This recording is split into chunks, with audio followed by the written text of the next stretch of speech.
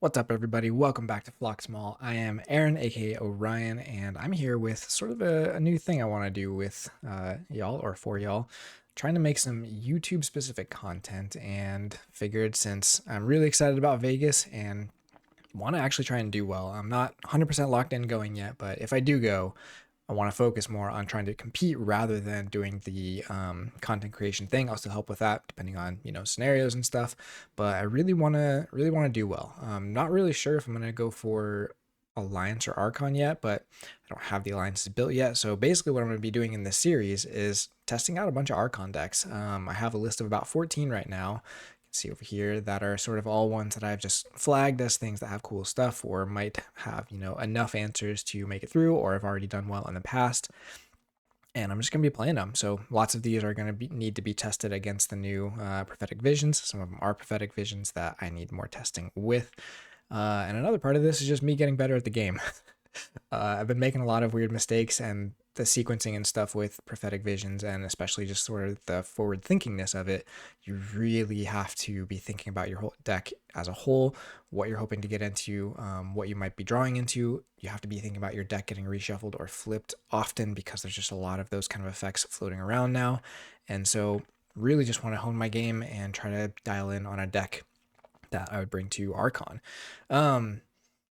I'm not going to do this super systematically. I'll probably bounce around decks, just whatever I'm feeling, and I'm going to cut stuff from this list just also as I'm feeling it. I'm not going to be super analytical with this. I just want to kind of go through and see what feels like it's working, what doesn't. Some of these are in here because they have interesting things and I want to just give them a few more reps, but probably won't stay on the list very long. Others are ones where it's like, okay, I know this can actually do well. Is it something I want to play, and does it give me the right matchups that I want?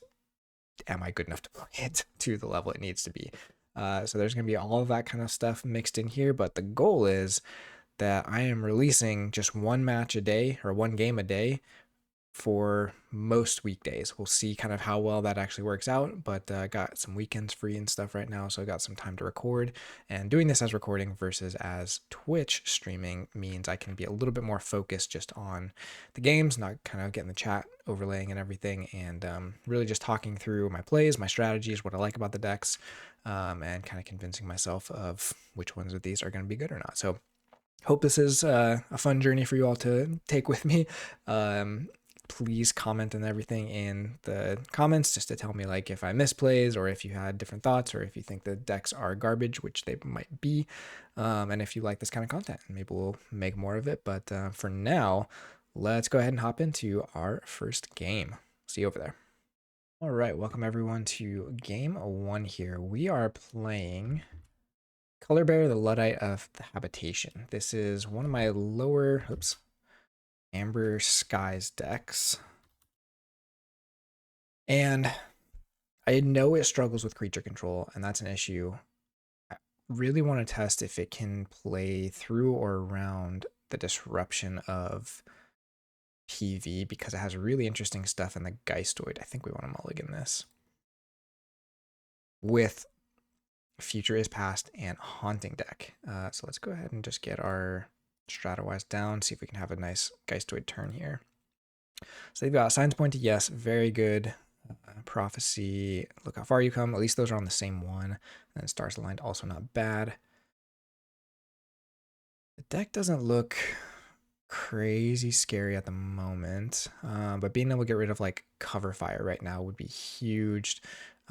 Getting a Infernal Terran, whatever. There's just so much utility that we're going to get out of this. So we're going to go ahead and do it here. Wow, they made a lot of Amber. Stars Aligned is going to be interesting. I don't think my deck is playing a ton of creatures. So we'll go ahead and Future is Past first. We're going to discard 2 cards here. I don't think we can discard the Seeker Missiles, so we're going to get rid of the EP and Edge of the World.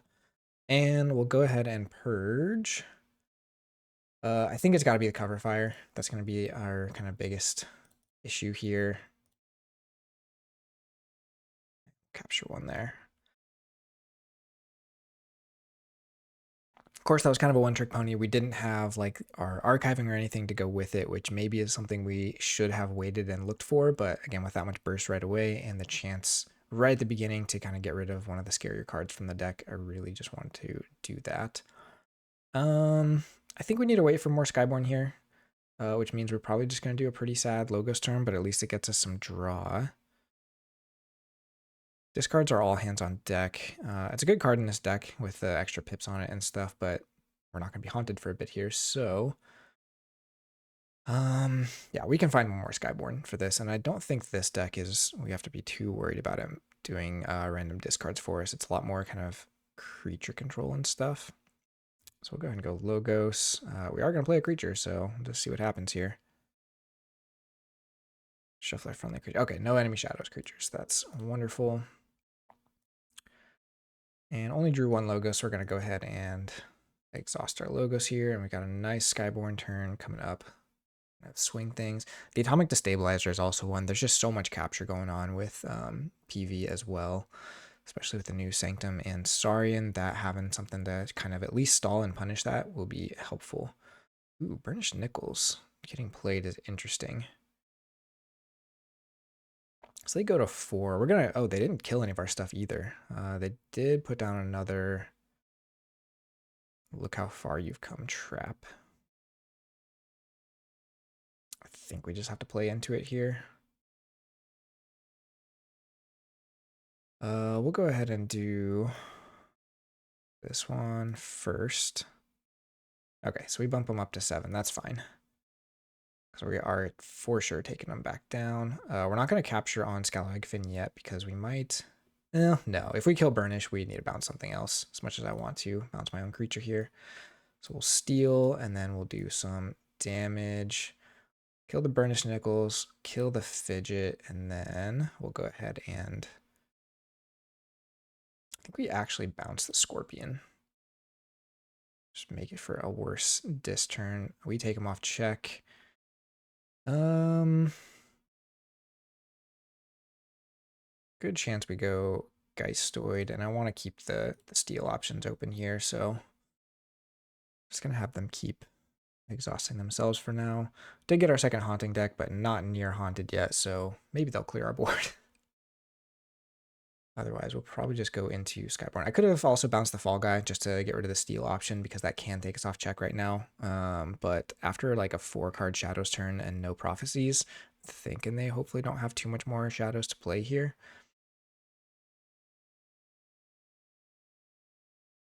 And now they got to start thinking, of course, about Redline, which we haven't found yet, but they don't know that yet.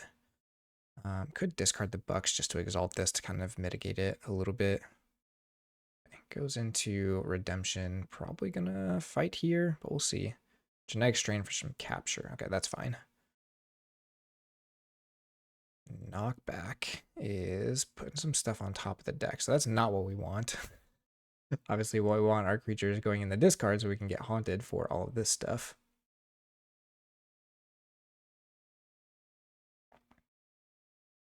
They do get to check here again. They do kill one of our Wrens. We're at 5. Yeah, we still can't get there, unfortunately. It might just be dumping this stuff.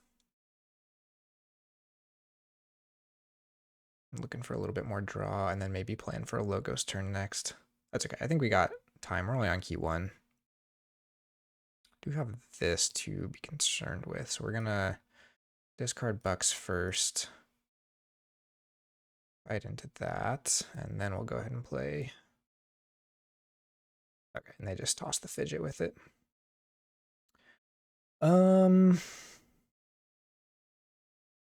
Probably not going Skyborn next turn, so we'll go ahead and exhaust. Scallywag. Yeah. Oh, we should have known that that was coming. Because of the knockback. So Slight's in the discard. Oh, you shouldn't have is in the discard. Genetic Strain. These are all targets we want for the Haunting deck. I'm pretty tempted. I still can't. I can't even discard enough to get us there. So we might just need to do like one Logos turn, toss some stuff. It's alright. I know my face is like facing this direction. I need to maybe think about a different camera position. Staying in it. I don't think this is the crazy example of this set, although the double Infernal Terran is scary. We also have a double Infernal Terran deck. It's going to make an appearance in this series at some point, which could steal a lot. But again, they kind of have to decide when they start playing around the red line, or if they do, or kind of leaving us with fewer ways to deal with it. If we get the key here, we'll go red, and then we can just kill the Odd Clod and drop Raiding Party, maybe? Okay, they are going to do the steal by killing the Articulated Wren. So it puts us to 7. Oh, that's annoying.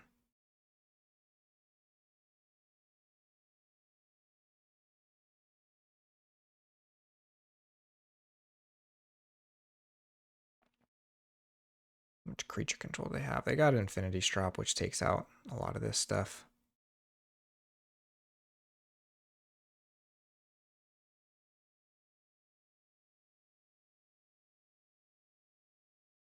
I think we just are at the point where we have to cycle and get something on this to start slowing down their keys. Oh, we get a Fallen Sovereign. That's fun. But nothing we can do with the Haunting decks here, so we're just going to discard our mouse, get up to 9 amber. Again, the cover fire is gone, so it shouldn't be too much amber control outside of the Infernal Terrans.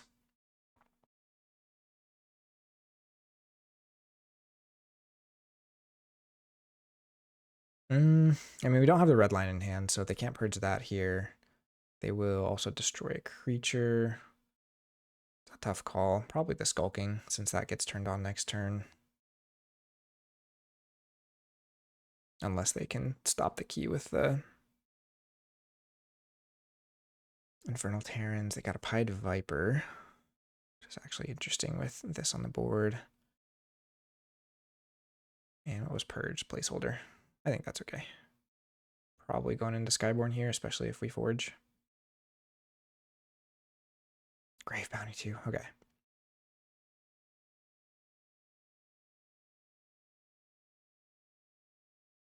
And they stars align, so they are going to get a proc here as well on whatever card they want. And it is, okay, just a discard. So we do get the key. And we can definitely stop the key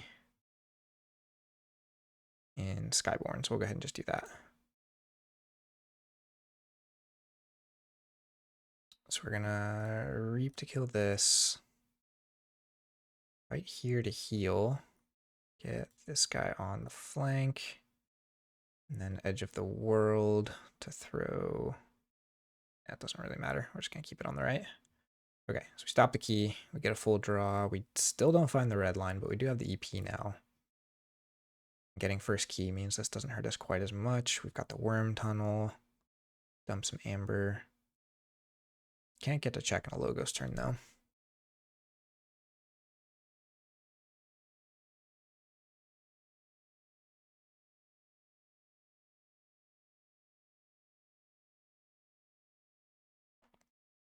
Probably get hit with more knockbacks here.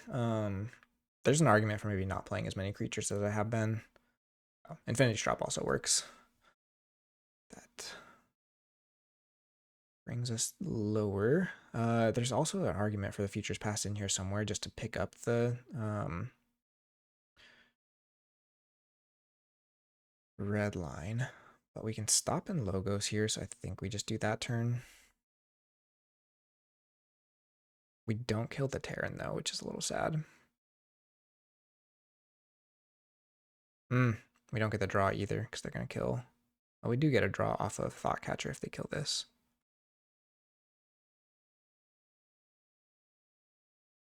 What'd they deal the damage to?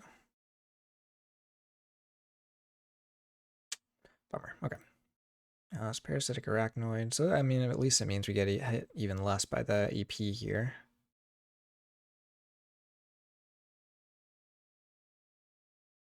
EP first, then Worm Tunnel, and we get a Captain. Throw that there. Okay. Definitely missing some of the pieces we're looking for, but this is again where like just this deck doesn't want a very board-based game. It definitely wants more. Or they have more this here. Hamstrung. Did not purge anything. Kills the thought catcher, so we got to draw. But we still can't stop the key now. Man, yeah, just brutal. They keep playing into redline, and if we just had redline at this point, a totally different game. Logos can't stop the key at all, so we just have to do Geistoid here. Just means, again, we're not killing this, unfortunately. Yeah, this Logos doesn't get us anything.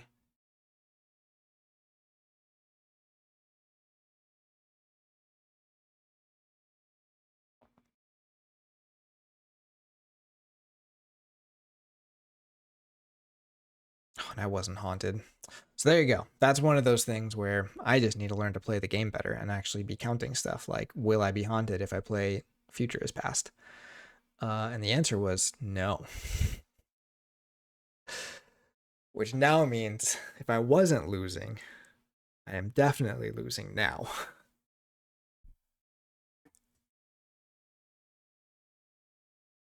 And to be fair, we do have good stuff in here. We got the EP, we got the Against All Flags, we've got Destabilizer, All Hands. There's our knockback. They get to check right away, though. Take out the Captured Amber. Yeah, that's just game. Unless we draw. Nope. Yeah. Yeah, so that's where, like, I play this deck a little differently, a little better. Probably was a little bit greedy, but it just, I wonder if there's just not enough. There's a decent amount of capture for the worm tunnels, but not enough of it is in Logos. It's basically just on Nemo. Is that it? Yeah. So basically, in order to get worm tunnel value, I basically have to have stuff captured from other turns, which means I'm probably valuing this Logos too high. I really like the Geistoid. I think the Logos and Skyborn are kind of fine, but not quite enough. We'll see. We'll maybe do a couple more games with it, and before we officially cut it from the list. I think this was winnable. The knockbacks are tough. Got rid of the cover fire.